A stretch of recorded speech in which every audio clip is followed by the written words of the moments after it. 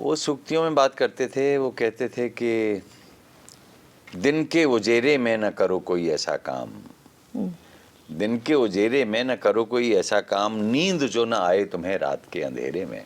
वाह। और रात के अंधेरे में न करो कोई ऐसा काम, मुंह जो तुम छिपाते फिरो दिन के उजेरे में। अभ्यास करते करते जड़ भी सुजान हो जाता है ना, तो जड़ मोटी हो जाती, जड़ सूज जाती, तभी सुजान कहते हैं उसको। सहमत है आप इससे? बिल्कुल। अब हाँ ही बोलना पड़ेगा सर, आप कुछ भी बोलेंगे तो सहमत ही नहीं, जब जड़ सूज जाए तो जड़ भी सुजान हो जाता है ना। मैं आपको सवाल नहीं पूछने दूंगा।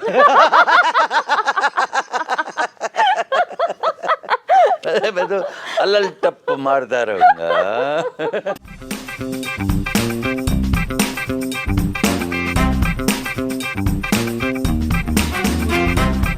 Hey guys, welcome to the Madhu Chaudhary podcast. I'm very excited for today's guest. He is legendary poet, जिनकी कविताएं सुनकर हम सब बड़े हुए हैं. So please welcome Padmashri Ashok Chakradhar जी. नमस्कार सर, आपका बहुत बहुत स्वागत है मेरे शो पर. धन्यवाद, बहुत बहुत धन्यवाद मधु जी। सर, आज आप भोपाल आए हैं, आपका कैसा मूड है? उस मूड के ऊपर कुछ कविता से ही शुरुआत करते हैं सर. मधु कल्याणी, मधु की वाणी सुन के हम यहाँ बड़े धन्य हो रहे हैं और अनन्य हो रहे हैं। इस नए सभागार में आके तो मुझे बहुत अच्छा लग रहा है, क्योंकि यहाँ बहुत आया हूँ मैं रविंद्र भवन में, और संस्कृति मंत्रालय ने मुझे पुरस्कृत भी किया। कुछ वर्ष पहले प्रदीप सम्मान दिया था इस वार्षिक परंपरा की कविता के लिए, और फिर मैं निर्णायक बन गया। बहुत सारे लोगों को पुरस्कार देने का भी सहभागिता का अवसर मिला। तो कविता तो कुल मिला के आपने इस भवन को बनाकर रच दी है, और यहाँ इस अधुनातन उपकरणों के साथ ये जो वॉडकास्ट कर रहे हैं आप, ये पॉडकास्ट से आगे वॉडकास्ट, ये शब्द मुझे अच्छा लगा। और आप 30-32 कर चुकी हैं, तो मेरे पास अधिकार है कि मैं अपनी 32 ही खिला के रखूँ। थैंक यू सर, आपके आशीर्वाद है जी। सर, जैसे आपने नाम से ही शुरुआत कर दी मेरे, तो नाम का हर व्यक्तित्व पे बड़ा असर होता है जी। तो आपका सरनेम मुझे बहुत पसंद है, चक्रधर जी। तो विष्णु जी की कौन सी क्वालिटीज आपके अंदर है? मेरे अंदर एक भी नहीं है, उनके अंदर है सारी। हम तो छाया क्वालिटीज उनके अंदर। देखिए, विष्णु एक ऐसे अवतार हैं जिनके कई सारे अवतार हैं, 10 अवतार हैं। उनमें कृष्ण जो हैं वो मेरी मथुरा के हैं। मेरी शिक्षा मथुरा में हुई, तो मथुरा में रहने के कारण और ब्रज भूमि में विचरण करते रहने के कारण खुर्जा में पैदा हुए। हाथरस में थोड़ा सा पढ़े, फिर बढ़े तो मथुरा आ गए। एक प्रकार से खुर्जा से हाथरस आए तो एक सरल रेखा बनी, हाँ। और फिर एक तिरछी सी रेखा बनी कि वहाँ से हम हाथरस गए। खुर्जा से हाथरस गए, एक रेखा बनी। हाथरस से मथुरा गए तो दूसरी रेखा बनी। तीसरी रेखा बनी कि हम चले गए मुंबई। तो 3 रेखाएं जब हो जाएं तो त्रिभुज हो जाता है ना। खुर्जा, हाथरस, मथुरा से त्रिभुज बन गया। फिर दिल्ली आए तो चौथी भुजा बन गई। गणित में बहुत कमजोर हूँ, कितनी रेखाएं कब गिनाई मुझे याद नहीं। लेकिन जब चतुर्भुज हो जाता है आदमी, तब वो सोचता है कि उसकी 4 भुजाएं हैं, और हो सकता है कि ये रेखाएं विष्णु ने बनाई हैं। अब आपने विष्णु से तुलना कर दी है, तो मैं तो किसी तरह सोचूंगा ना कि विष्णु कैसे बनूं। लेकिन क्या हुआ कि उस चतुर्भुज को मैंने इधर से दबा के इधर से दबा के इधर ऐसे करके वृत्त बना दिया, है ना। वृत्त बन गया तो चक्रधर बन गया। वेरी नाइस, वेरी नाइस, बहुत खूबसूरत आपने इसका देखिए जवाब क्या दिया है, एक है विधा अलल टप्प, इसको वो कहते हैं। अलल टप, ये क्या होता है? अलल टप मतलब टप मारना, और ऐसे मारना अलेल ढंग से जिससे सामने वाला बिल्कुल मान जाए कि हाँ ये अलेल बात है। ये तो ऐसी है कि गुलेल में बिठा के और मारी गई है और निशाने पे लगी। वो लग गई है निशाने पे।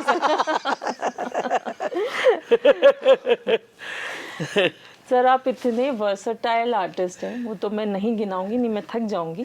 तो आप इंडिया को रिप्रेजेंट करते हैं, भारत को।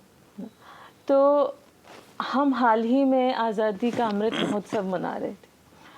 आपकी नज़र में क्या वाकई अमृत बह रहा है, और क्या मायने हैं आपके लिए आज़ादी के?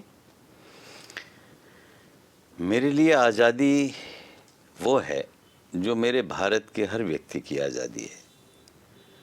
हमने जब हम अमृत की बात करते हैं तो गरल भी पास में निकला हुआ रखा होता है।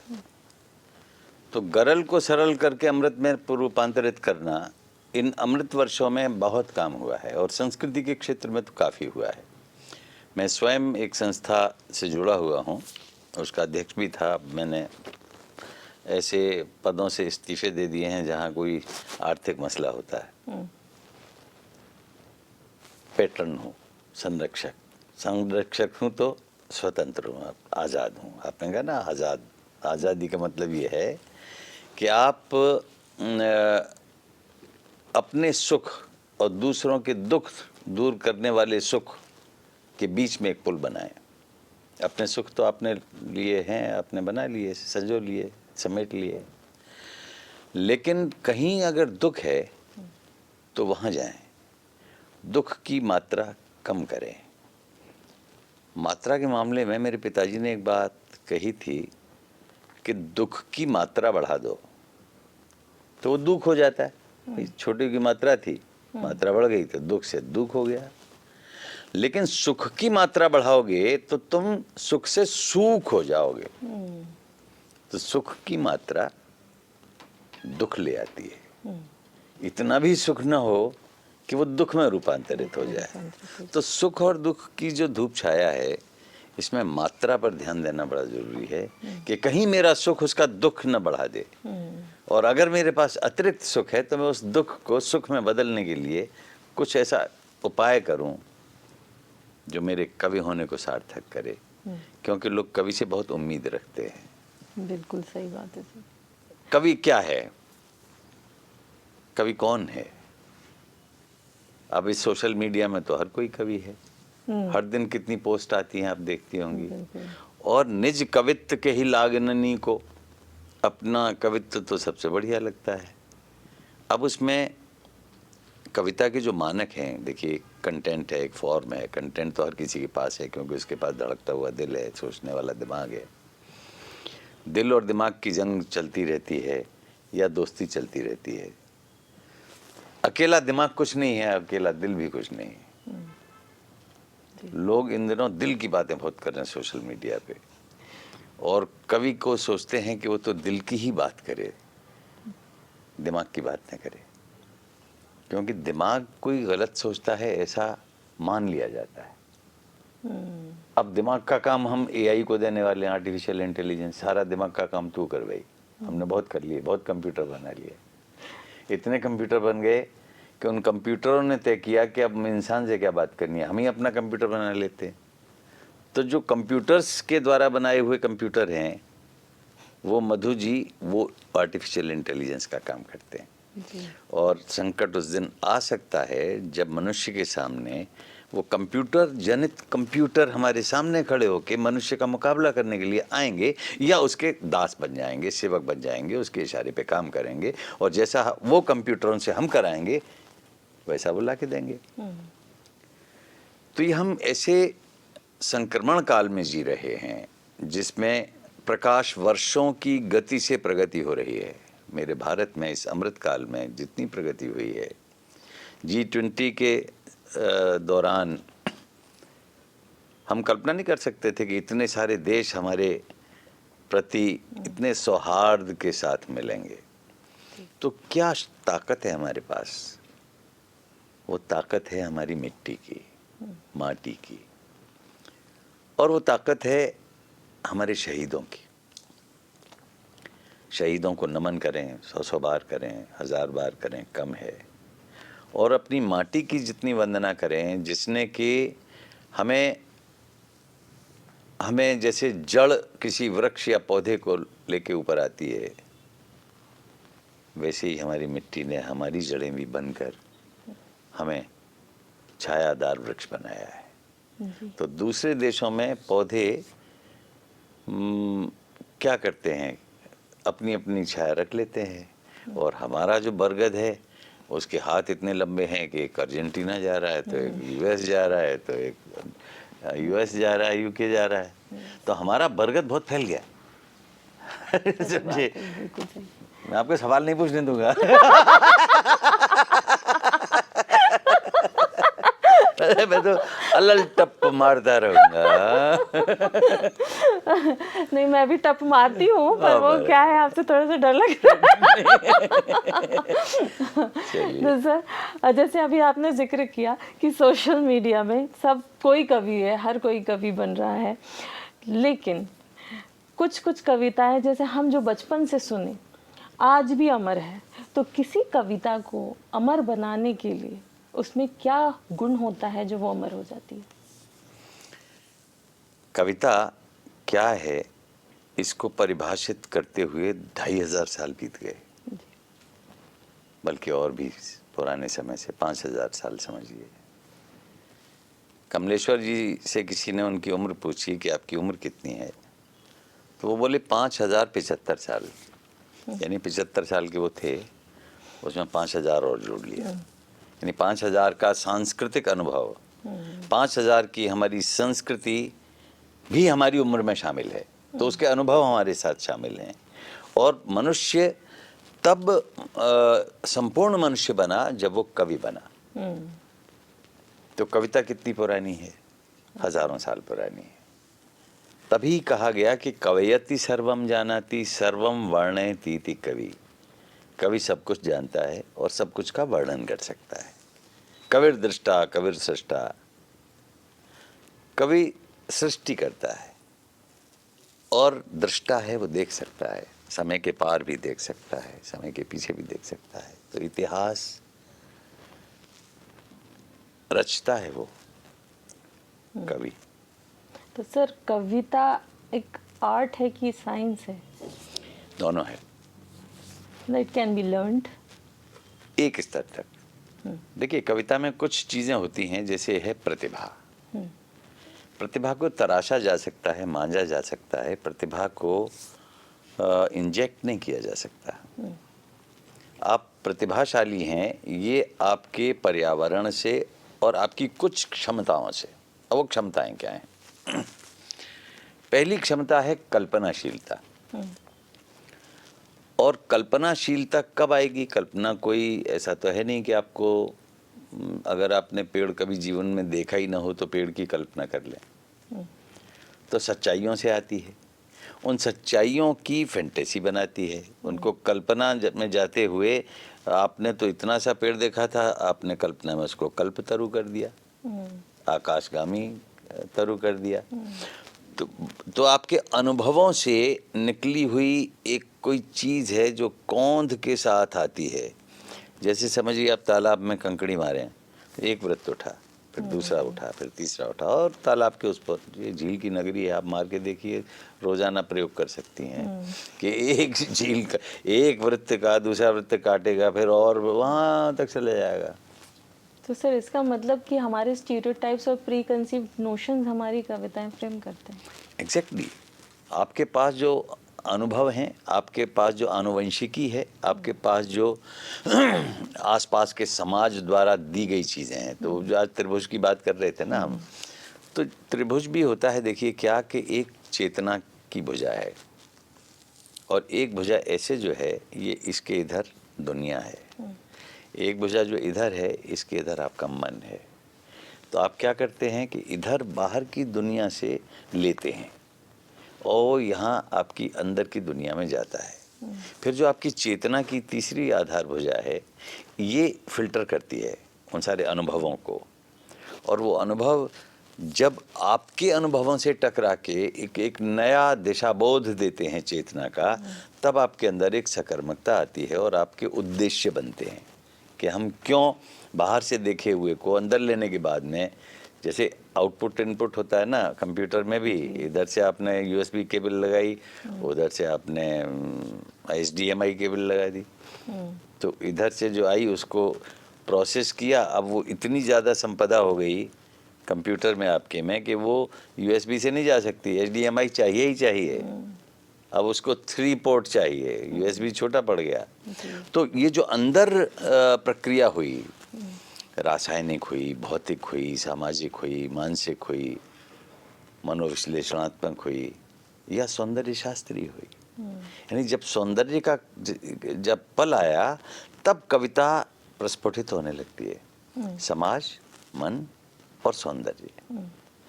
तो जो एस्थेटिक सेंसिबिलिटी है वो कब आएगी आपको पता ही नहीं। एक कौंध है, एक बिजली की चमक है, सफेदी की चमकार है, बिना रिन के, है ना। और वो जब आ जाती है तो आप फिर संस्कृत काव्य शास्त्र में जाइए। परस्य न परस्य, ममस्य न ममस्य, कोई पराया नहीं है, कोई मेरा नहीं है। और हम सब एक ऐसी तुरीय अवस्था में पहुंच गए हैं जहां हम अपने सबको भूलकर आसपास को एक ऐसी अवस्था में हैं जिसको आप कहेंगे सर्जना की अवस्था। और वो सर्जना आपकी कल्पनाओं से निकल के शब्दों का आखेट करने लगती है, फिर वो शब्द ढूंढती है, ऐसे अनुकूल शब्द जिसमें कि लोगों तक हम पहुंच भी जाएं और उसमें एक कौशल हो, कला हो, चमत्कार हो, तो उसका रूप बन जाए। वो रूप अगर मधु जैसा होगा सुंदर, तो फिर सब देखेंगे भाई कैसी रूपवान कविता आई है और हम हमारे दिमाग दिल तक पहुंच रही है। तो दिमाग और दिल दो चीज़ नहीं है। दिमाग जो है वो धड़कता है और दिल जो है वो सोचता है। आज इस 21वीं सदी में हम रहते हैं, नई पीढ़ी को देखते हैं, तो हम देखते हैं कि अकेले दिल से काम नहीं करता कोई लड़का या लड़की। एमएनसीज में काम कर रहे हैं दोनों, इसकी पगार कितनी है, इसका भविष्य क्या है, इसके प्रमोशन कितने होंगे, ये भी देखती है, तो दिमाग कर रहा है। लेकिन उसी दौरान वो उस चाल चलन को भी देख रही है, उसकी भंगिमाओं को भी देख रही है, या देख रहा है या देख रही है आपस में परस्पर। तो एक चीज़ होती है, अगर आप दोनों को जोड़ दो तो वो बनती है दिलात्मक दिमाग या दिमागात्मक दिल। तो आज के युवा इन दोनों से काम करते हैं। कभी दिलात्मक दिमाग होता है तो उस दिल में दिमाग ज़्यादा होता है, कोई दिलात्मक दिमाग हो तो उसमें दिल ज़्यादा होता है, दिमाग कम। तो ऐसी जो मूर्खताओं के निर्णय होते हैं वो दिलात्मक दिमाग से हो जाते हैं कि भाई दिल ज़्यादा लग गया हमारा, तो अब दिमाग क्या देखेंगे, किसी चौराहे पे इसको अच्छा काम मिल जाएगा। और वो शक्तिशाली भी होती हैं कई बार, दोनों युगल शक्तिशाली होते हैं। जिसने देखा नहीं कि इसको क्या है, तो जितनी भी प्रेम कथाएं मिलेंगी उसमें कोई ना कोई एक फक्कड़ होगा, कोई ना कोई एक राजा होगा, या कोई ना कोई एक रानी होगी, उसका दिल लग जाएगा किसी फकीर से। तो ऐसे भी उदाहरण होते हैं जो बड़े सघन होते हैं। सोनी महिवाल हो जाते हैं, लैला मजनू हो जाते हैं, शीरी फरहाद हो जाते हैं। सर, आपके दिल दिमाग से रची हुई इतनी कविताओं में, जैसे कि हर एक आर्टिस्ट का सपना होता है कि वो एक मास्टरपीस बनाए, तो सर आपका मास्टरपीस आपको क्या लगता है क्या है जिसके नाम से आपको जाना जाएगा हमेशा? अभी तो लिखना है मुझे वो। अच्छा, master still in the process. Still in the process. ये तो अभी तो अभ्यास कर रहा हूँ मैं। अभ्यास करते करते जड़ भी सुजान हो जाता है ना, तो जड़ मोटी हो जाती है, जड़ सूज जाती है, तभी सुजान कहते हैं उसको। सहमत है आप इससे? बिल्कुल। अब ही बोलना पड़ेगा सर, आप कुछ बोलेंगे तो सहमत ही। नहीं, जब जड़ सूज जाए तो जड़ भी सुजान हो जाता है ना। देखिए क्या है, जब भी अटक जाती है कोई पतंग वृक्ष के सबसे ऊपर वाले पत्ते के पास, तो जड़ों में कुछ फड़फड़ाता है। छटपटाहट भले ही ऊपर दिखे, संवेदन तो नीचे तक जाता है।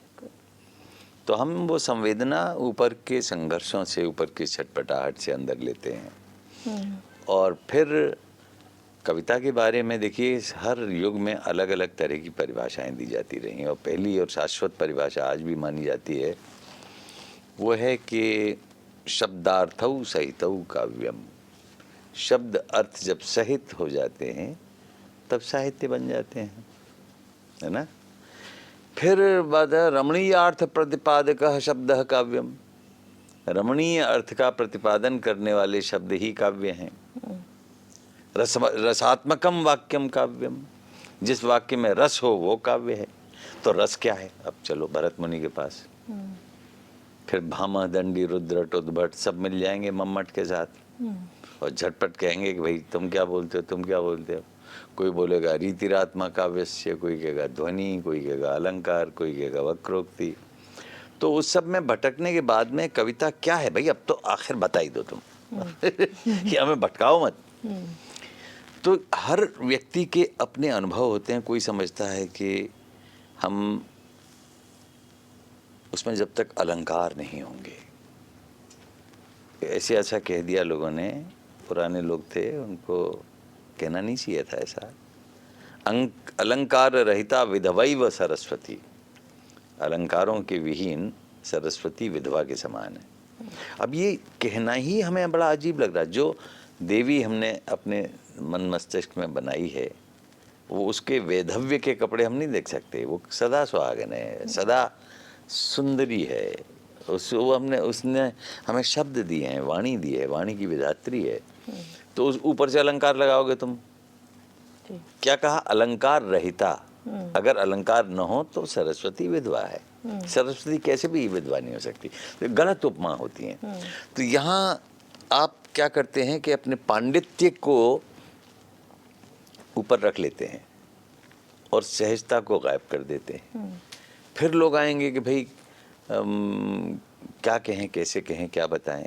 अब एक जब आप पूछ ही रही हैं कविता क्या है, तो रामचंद्र शुक्ल की एक परिभाषा बहुत अच्छी लगती है मुझको। उसमें भी ज्ञान की बात है और हृदय की बात है। रस कहाँ है? वो तो हृदय में है ना। और निकलता कब है? जब ज्ञानेंद्रियां आपको उस रस के निकलने का वातावरण बनाती हैं। हमारे रस के हर के स्थायी भाव हैं, भाव हमारे अंदर रहते हैं। तो किन स्थितियों में कौन सा रस निकल के आता है, ये देखने की बात है। तो शुक्ल जी ने कहा था कि जिस प्रकार आत्मा की मुक्तावस्था ज्ञान दशा कहलाती है, उसी तरह से हृदय की मुक्तावस्था रस दशा कहलाती है। और हृदय की इसी मुक्ति की साधना के लिए मनुष्य की वाणी जो शब्द विधान करती आई है, वो कविता है। पल्ले पढ़ा कुछ? पढ़ा सर। हृदय तुम पढ़ा तो कुछ सर क्योंकि हृदय पढ़ा कुछ, तुमने पढ़ा ज्यादा है, तुम्हें मालूम है, मालूम है। जी सर। तो अब चलिए, ये तो हृदय की मुक्ति की साधना हो गई। लेकिन जब हम कठोर धरती पर चलने लगे और आगे बढ़े और आगे बढ़े, बहुत सारे लोगों ने, आचार्यों ने क्या किया है, मैं इतिहास में नहीं जाना चाहूँगा, लेकिन अभी तक भी हम खोज रहे हैं कि कविता क्या है। मुझे कहीं मुक्तिबोध की किसी लेख में मैंने एक लाइन पढ़ी और अचानक से मेरी पकड़ में आ गया कि ये कविता की परिभाषा के करीब बात हो सकती है। उन्होंने कहा था कि वैविध्यमय जीवन के प्रति, वैविध्यमय जीवन, जो आप अपनी धुरी पे जहाँ खड़े हो ना, 365 घूम जाओ, है ना, तो जो भी वैविध्यमय जीवन आपको दिखाई देगा, वैविध्यमय जीवन के प्रति आत्मचेतस व्यक्ति की, आत्मचेतस होना जरूरी है। आत्मचेतस कौन होगा? जिसको जीवन जगत का ज्ञान होगा, जिसको पता होगा कि मोदी जी कहाँ गए हैं और अमित शाह कहाँ गए हैं और अशोक चक्रधर कहाँ से आया है, मधु जी कहाँ बैठ के उसका तारा हाथ देख रही थी, है ना।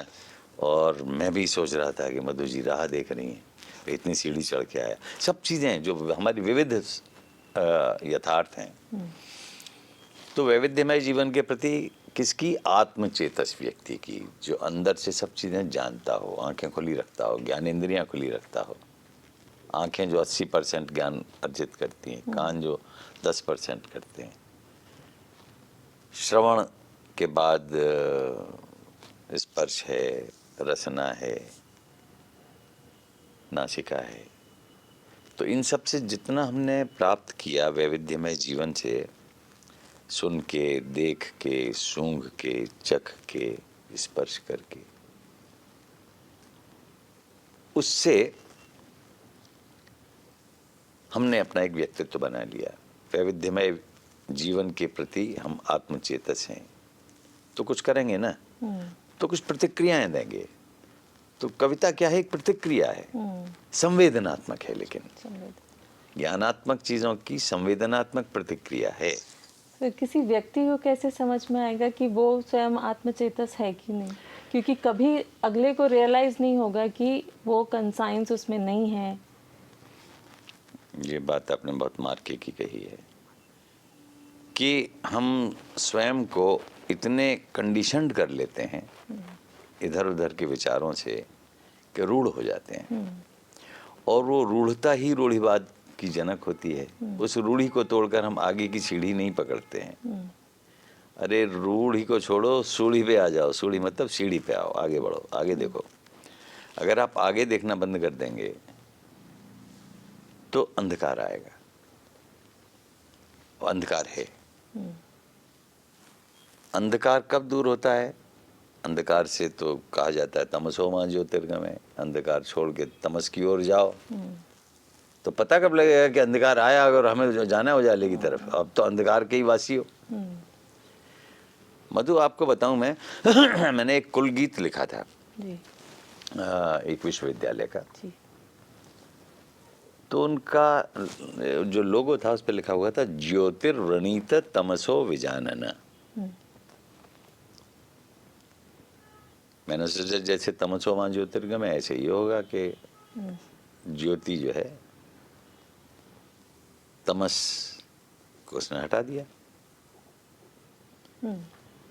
तो मैं इसी तरह से अपनी लाइनें बनाने की कोशिश कर रहा था कुल गीत के लिए, पर अचानक मुझे लगा कि मुझे किसी अपने संस्कृत के आचार्य मित्र से पूछना चाहिए कि ये इसका शाब्दिक अर्थ क्या है। तो मेरे एकदम जैसे ज्ञान चक्षु है ना खुल गया। इतनी बढ़िया बात थी उसमें। अंधकार से उजाले की ओर चलो, ये तो तमसो मां ज्योतिर्गमय ने कह दिया, लेकिन ज्योतिर्वृणीत, ज्योति प्रकट हुई, तमसो विजानन, अंधकार को जानने के बाद। देखिए, अगर आप अंधकार को जान लेंगे जी। तो वो अंधकार से प्रकाश की ओर चलो, तो आपने अंधकार को जाना ही नहीं है, घबरा गए आप।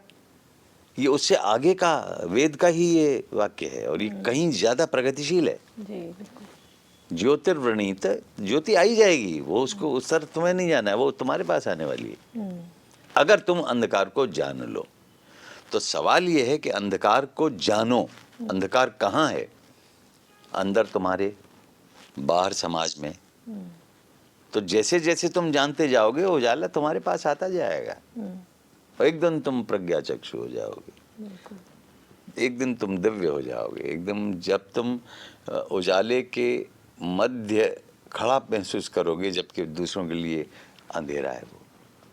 बस एक ही बात कहता हूँ, वो ये कि लोग कहते हैं कि ज्ञान अनंत है। ज्ञान अनंत नहीं है।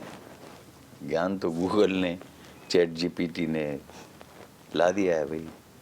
वो कैसा ज्ञान है, कितना असली है, कितना नकली है, कितना कृत्रिम है, वो अलग बात है। लेकिन ज्ञान तो आ गया ना, जितना आ गया उतना ही है। तो ज्ञान अनंत कहाँ से हो गया? अज्ञान अनंत है। अगर आप ये जान लें कि अज्ञान अनंत है, ज्ञान बहुत सीमित है, तो फिर आप तेज रफ्तार से प्रगति कर सकते हैं, क्योंकि आपको अंधकार को देखना पड़ेगा। और बहुत सारे लोग मनीषी गलत समझे जाते हैं, उनको ज़माना समझ नहीं पाता है, और वो अपने तरीके से अंधकार को समझते हैं, उसको दूर करने की कोशिश करते हैं। अमृत वर्ष में अंधकार को जानने की कोशिश बहुत हुई, मैं ऐसा मानता हूँ। जी सर, अगर ये अंधकार से बाहर आने के लिए आजकल जो नाना नानी दादा दादी are not there, nuclear families बढ़ रहे हैं, तो बच्चों को किस तरह से कैसा एजुकेशन पेरेंट्स दे सकते हैं, कैसी पेरेंटिंग होनी चाहिए? Because these are the things, हमारा कल्चर पता नहीं है बच्चों को, तो how it is should be and what is the role of poems in that? बच्चे आते रहेंगे, है ना। जी और बच्चे एक स्तर के बाद मुड़ के नहीं देखते पीछे, वो आगे जाते हैं। जी। मैं भविष्यवादी हूँ। और आप उनको पकड़ के रखने की कोशिश करने वाले संप्रदाय की न बनिए। जी। मेरे बेटे ने मुझे कंप्यूटर सिखाया, वो तेज दिमाग था, 12 साल का था, मैं उसका छात्र बन गया। वाकई। How sweet. हाँ भाई, पिता जाते हैं उंगली पकड़ के बच्चे की, वो मुझे उंगली पकड़ के बोला, पापा you are very slow learner, आपको मैं कब तक डॉस कमांड सिखाऊंगा, आइए NIIT में एडमिशन दिला देता हूँ। करा दिया उसने। एक्चुअली ये बात बता रहा हूँ मैं 93 के करीब की। तो लेकिन भला हो कि डॉस कमांड सीखी मैंने, स्लैश एग्जिट स्लैश कुछ ब्लैक स्क्रीन आती थी, उस पर वाइट आते थे, टाइप होते, बड़ी तेज रफ्तार चलते थे। तब यूजर फ्रेंडली एक सॉफ्टवेयर आया 3.1, विंडोज 3.1, तो उसमें डॉस के बिना भी काम चल जाता था। मैं उसमें पारंगत होने की कोशिश की, और भाई गुरु था वो, तो उससे कैसे मुकाबला कर सकता था, लेकिन कम नहीं रहूँगा। उसने कहा, पापा मैं जा रहा हूँ और ये आपके लिए एक 5 GB का मैंने बनाया है, ये 5 साल में भी ख़त्म नहीं होगा। अब वो ऐसा कह के गया ऑस्ट्रेलिया, तो 5 साल क्या, मैंने 5 महीने में ही ख़त्म कर दिया उसका स्पेस। तो परस्पर क्या है कि हम एक दूसरे से सीखते हैं और सिखाते हैं। मैंने बहुत सारे, मैं शिक्षक रहा हूँ 40 साल, तो बहुत मेरे शिष्य हैं, लेकिन जितना मैंने उनको सिखाया है वो ये मानते हैं कि मैंने सिखाया है, लेकिन मैंने उनसे भी बहुत सीखा है। आप सिखा ही नहीं सकते जब तक कि आपको सीखना नहीं आता है। राइट। सो कितना ब्यूटीफुल आपने विचार दिया है मुझे, एंड मैं इसको हमेशा आत्मसात करूंगी, क्योंकि आजकल सब सिखाना ही चाहते हैं और हमेशा सोचते हैं जो नेक्स्ट पीढ़ी है इज लिटिल डफर। तो पर आपने जो मुझे ज्ञान दिया, मैं इसको ऐसा नहीं है। हमेशा हमारी ध्यान नई रखूंगी। पीढ़ी बहुत तेजस्वी है, अत्यधिक मनस्वी है, उसके पास जितना अनुभव है, ये मोबाइल लेके गर्भ से पैदा हो रही है, जी। तो उतना ज्ञान तो उसके पास पहले से ही है। सच बात है ना। जी, बिल्कुल। ये तो मैंने अतिशयोक्ति कही है, लेकिन उनकी समझ देखिए ना, कितनी जल्दी बच्चा स्क्रीन बदलने के लिए उंगली फिराने लगता है मोबाइल पे। वो सब जान जाता है, कहाँ से म्यूजिक आएगा, कहाँ से नहीं आएगा, कैसे बंद कर देंगे। और उसकी हठ धर्मिता देखिए, मैया मैं तो चंद्र खिलौना ली हूँ, ना मैं मैया मैं तो मोबाइल ही लगी हूँ। चंद्र खिलौना भूल गया है वो। बिल्कुल सही बात है। तो बहुत अच्छा लग रहा है मुझे आपसे बात करके। सर आजकल सब ये बोल रहे हैं लोग अच्छे नहीं हैं, हर तरफ बुराई है, ये बुरा वो बुरा, दूसरे को सिर्फ बुरा बुरा कहना। तो समाज में ऐसी क्या आज बुराई है जिसे ख़त्म करना बेहद ज़रूरी है, इनएविटेबल जो हो गया है? हमारे मन का जो नकारात्मक बोध है, जो धीरे धीरे आतंकवादी बन जाता है। किसी भी क्षेत्र में किसी भी प्रकार का आतंकवाद मनुष्यता का विरोधी है।